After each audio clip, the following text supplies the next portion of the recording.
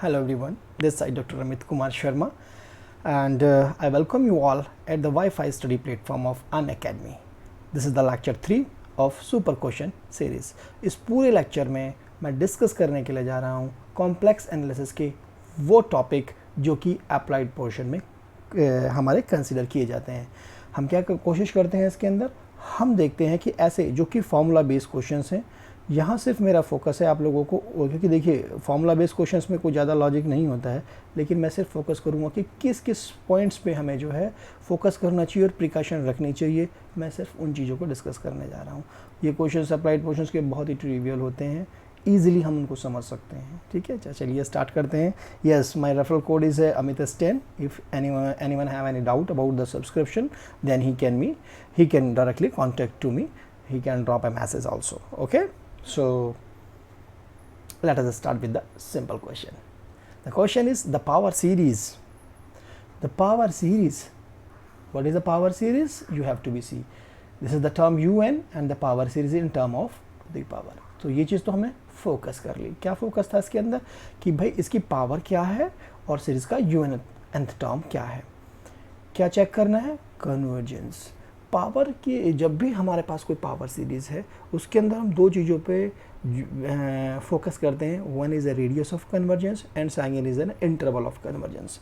सो आप यहाँ ध्यान रखिएगा, ये हमारी वो जिस सीरीज़ के लिए हमारे पास फार्मूला होता है वो सीरीज़ नहीं है। सो मैं पहले नोटिस करना चाहूँगा, यहाँ पे हम जानते हैं इफ़ क्या series is of this form, I am writing A N Z minus Z not की पावर एन। अगर हमारे पास ऐसी सीरीज़ है तो हम क्या कहते हैं उसके पास, देन इंटरवल ऑफ कन्वर्जेंस क्या होता है हमारे पास, जेड माइनस जेड नॉट का modulus less than strictly less than R. भाई जैसे ही हमें ये बात पता लगती है कि हमारे पास सीरीज़ भी इसी फॉर्म की, यानी कि उसकी पावर में सिर्फ और सिर्फ n है, तो हम ये जानते हैं कि फार्मूला हमारे पास ये, तो ये इस इनइक्वालिटी को आपको सबसे ज़्यादा ध्यान रखना चाहिए।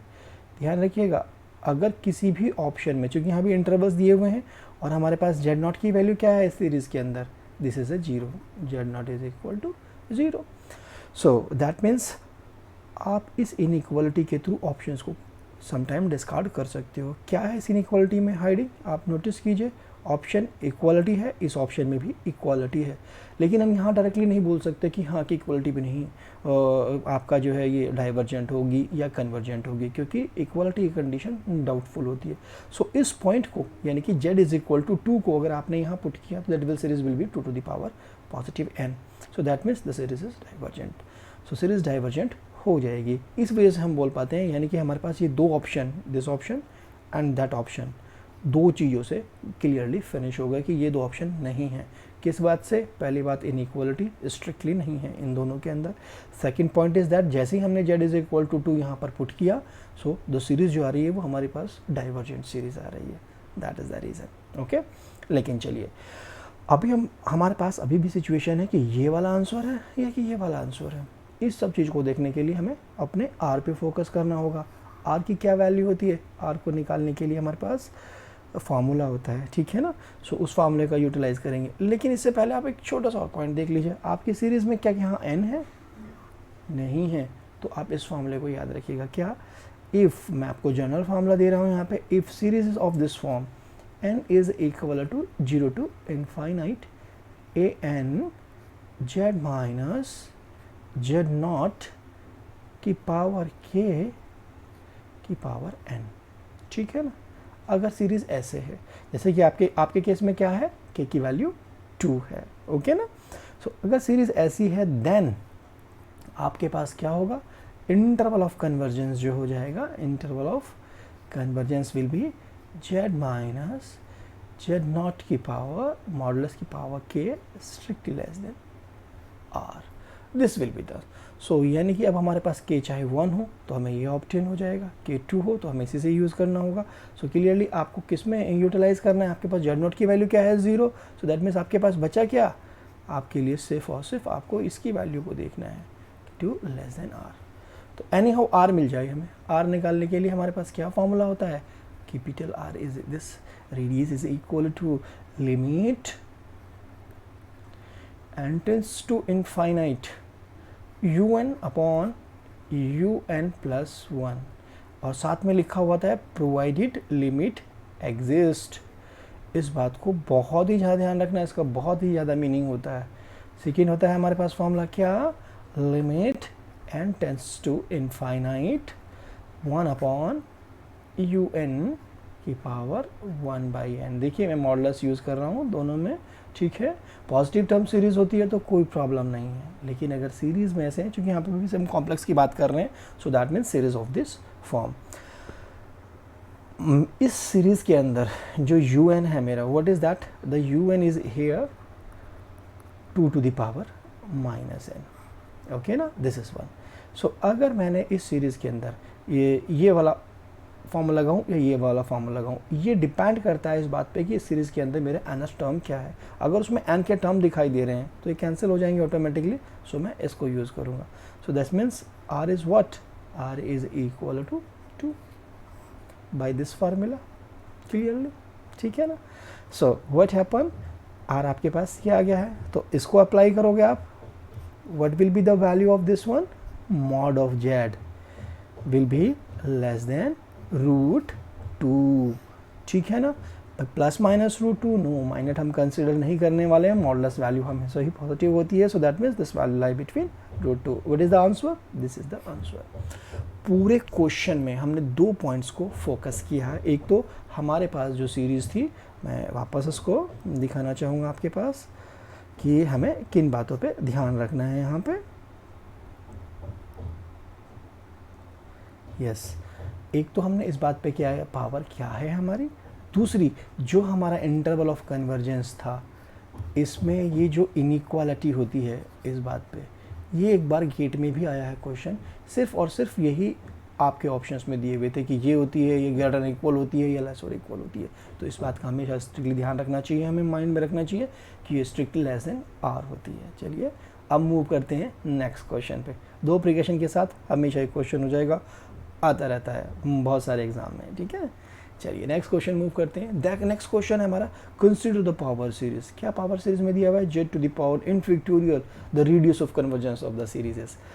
भाई ये जो सीरीज है, कभी भी आपका जो पूरा हम आप रेडियस ऑफ कन्वर्जेंस निकालें या इंटरवल ऑफ कन्वर्जेंस निकालें, ठीक है, हमें r निकालना ही पड़ रहा है। तो r निकालने के लिए आपको ज़रूरत होती है un की। सो अब आपके पास फैक्टोरियल n हो या कोई भी 2n 3n 5n Sn, कुछ भी कोई भी नंबर पड़ा हुआ हो ऊपर, ठीक है ना, उसके लिए हमें क्या ध्यान रखना चाहिए, इस सीरीज़ को हमेशा हमें एक्सपैंड कर लेना चाहिए। सो जैसे कि ये सीरीज़ है मेरे पास लिखी हुई, summation n is equal to 1 to infinite z to the power n factorial. What will be the value of this one? The first term will be 1 z, मैं यहाँ से शुरू करता हूँ। The first term will be z, the second term will be 2 रखा तो 2 factorial 2 का 2 ही आएगा, that means Z square.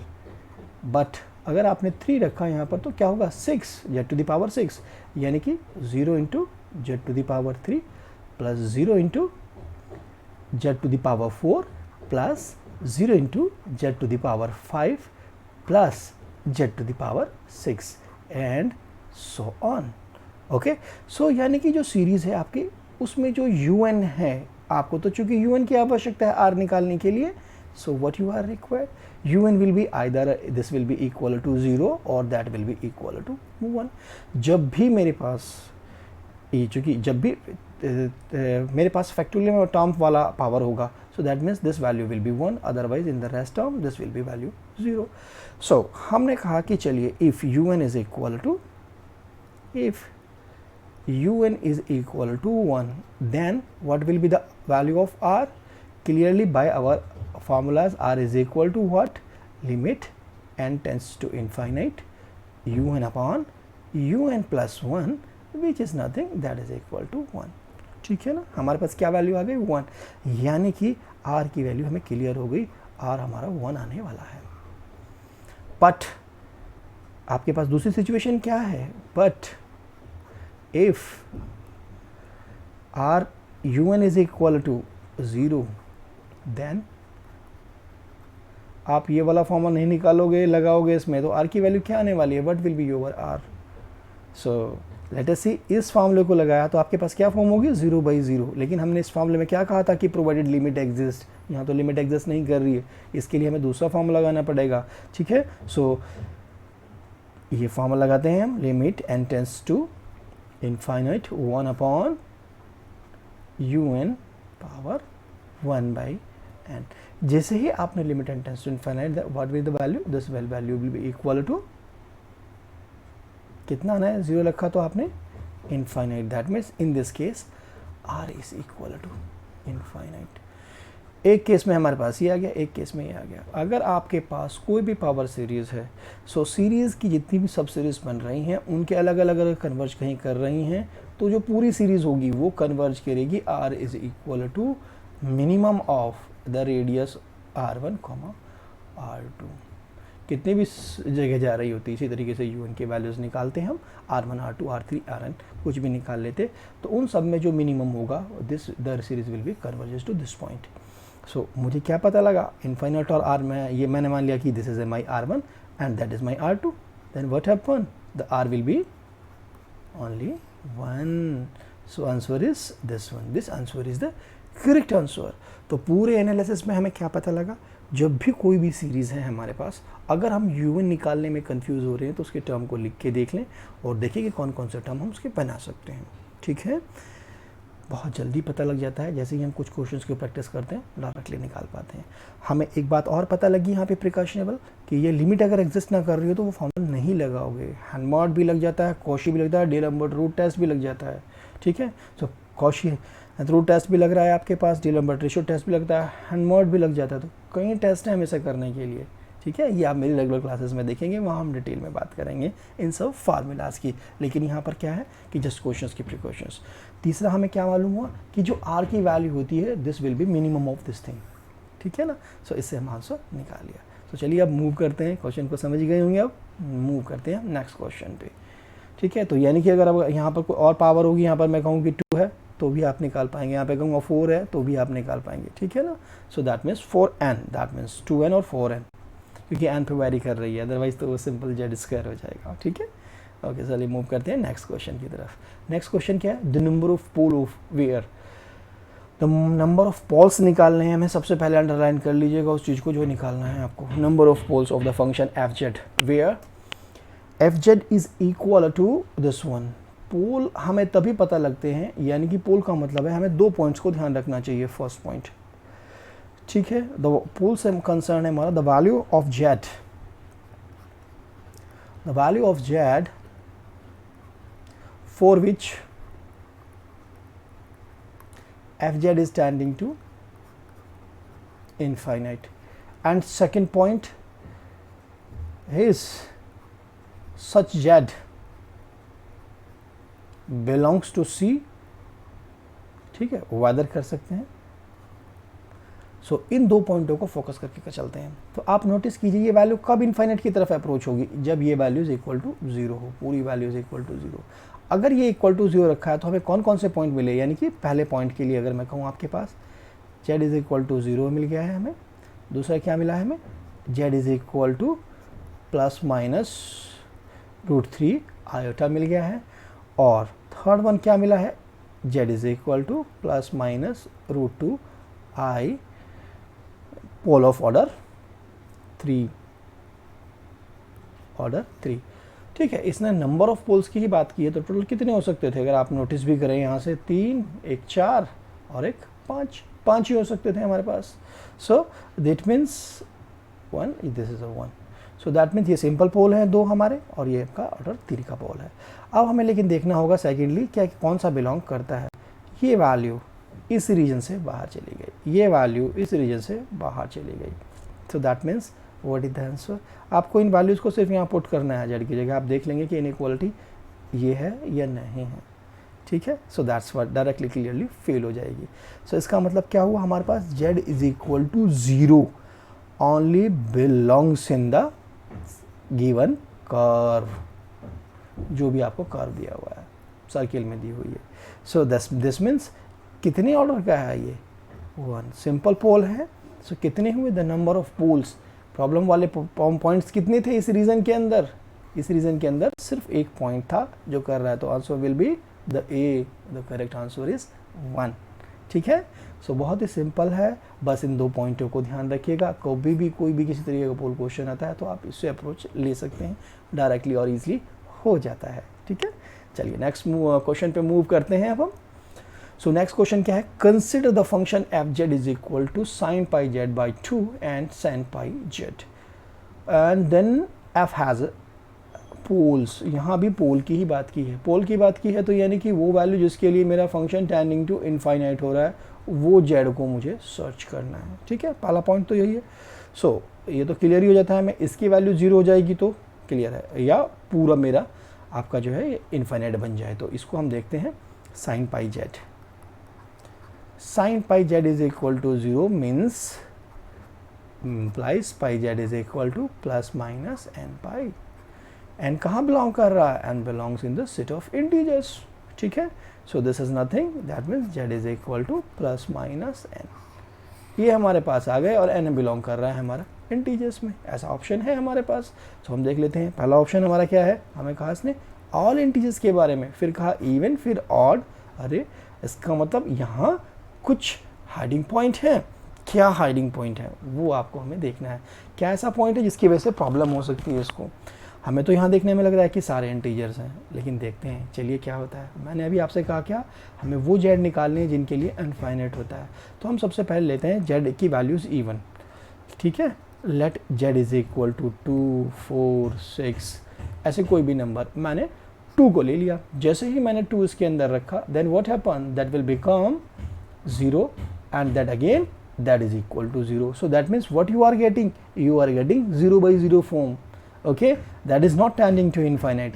So in this case that means 2 cannot be the point for which the function f z is tending to infinite. So चलिए हम देखते हैं z is equal to 4 को put किया। जैसे ही हमने 4 पुट किया, so this is a sin 2z, this will be 2z, okay, और this will be 4z, again 0 by 0 form, that is not possible, ये भी नहीं हो सकता। इसका मतलब इवन इंटीजर्स मेरे प्रॉब्लम क्रिएट कर रहे हैं। सो ऑल इवन इंटीजर्स कहना ये गलत है, और अगर मैंने ऑल इवन इंटीजर्स को मैंने मना कर दिया है तो उसका मतलब ऑल इंटीजर्स भी कैंसिल हो गए। तो यानी कि बी ऑप्शन और ए ऑप्शन मेरे कैंसिल हो जाते हैं। अब लास्ट में इसने सी ऑप्शन के लिए क्या कहा है, all odd integers and all integers of the form 4k+1। आप नोटिस करेंगे कोई भी नंबर मेरे पास जो भी इंटीजर्स हैं वो किस फॉर्म में लिख के जा सकते हैं, they may be the 4k+1, they may be 4k+2 and 4k+3। इसको और इसको तो आपने मना कर दिया इवन की वजह से, इसके लिए और इसके लिए आपको चेक करना है।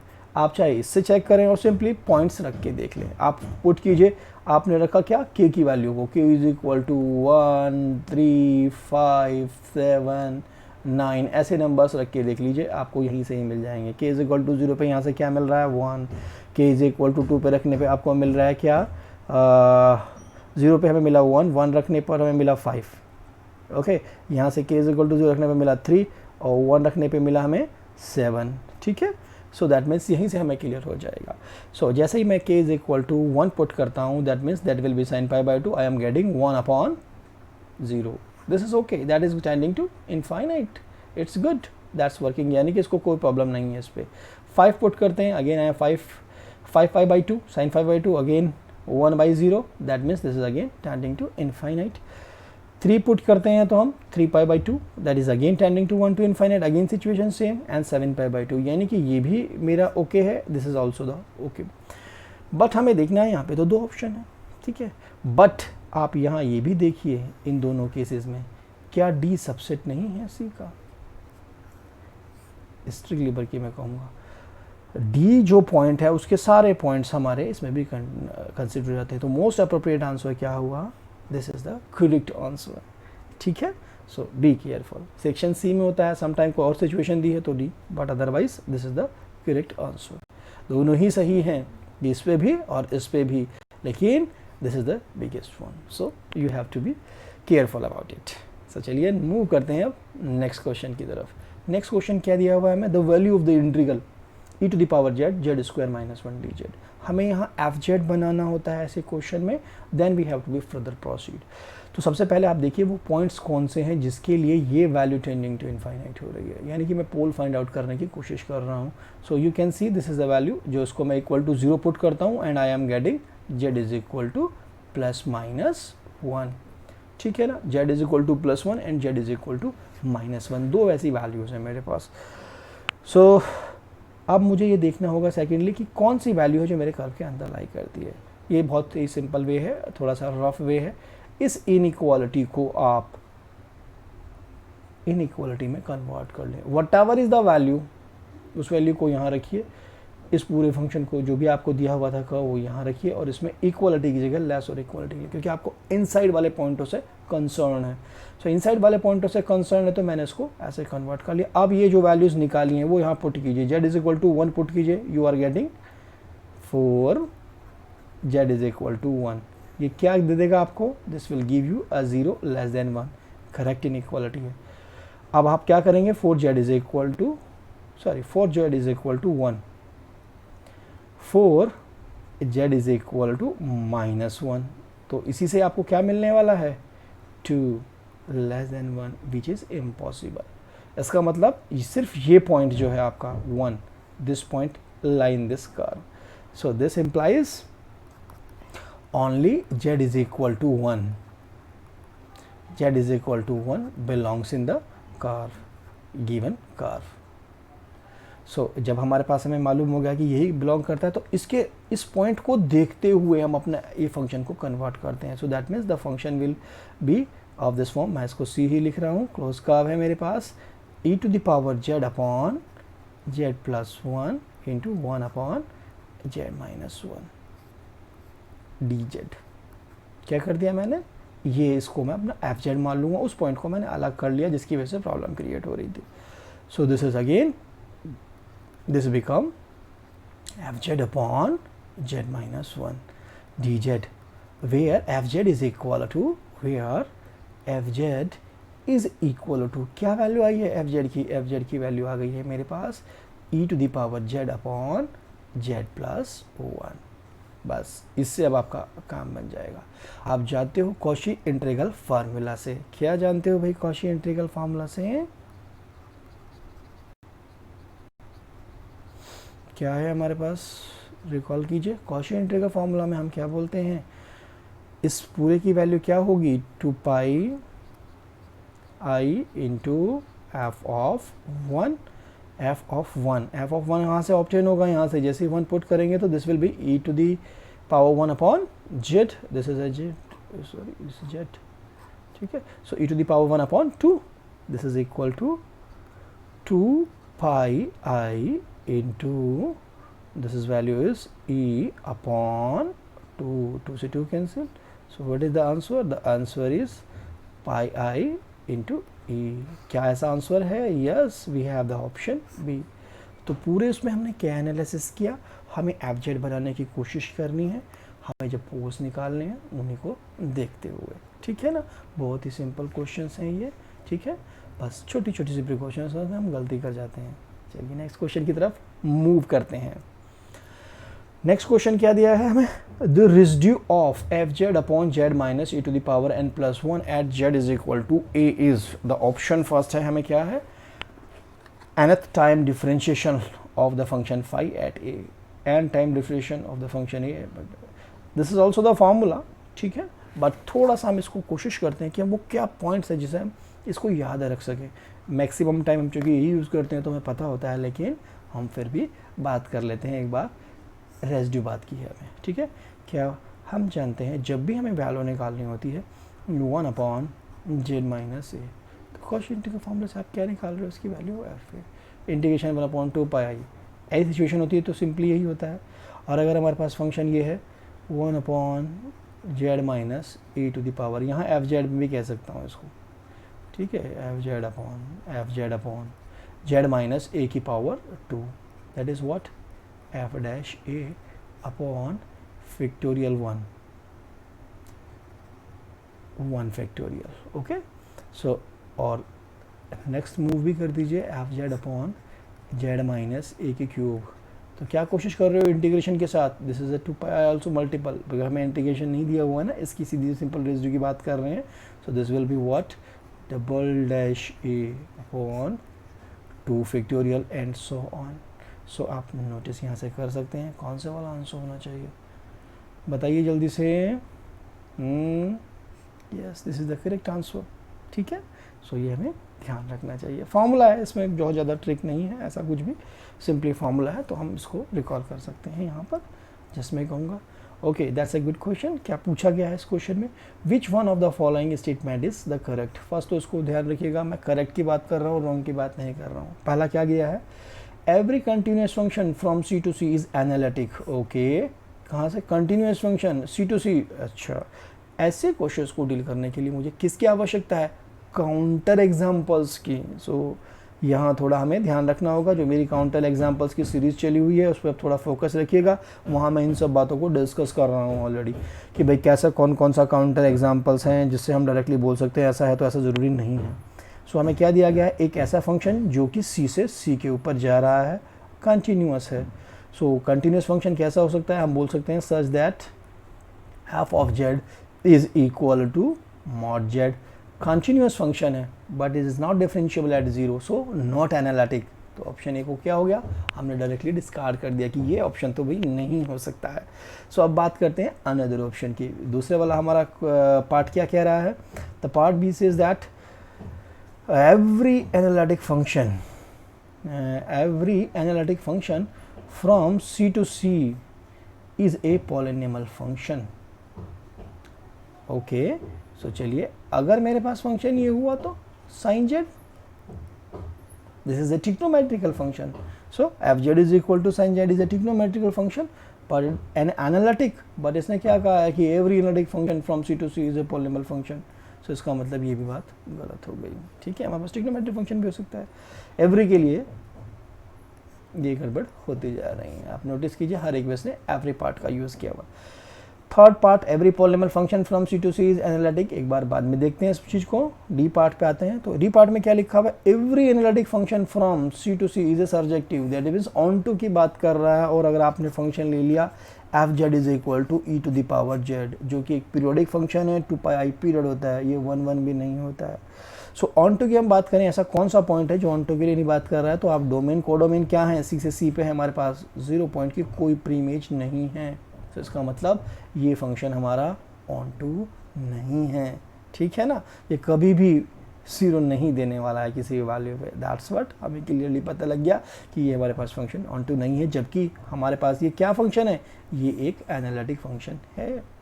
ठीक है, so that means this is not the onto function.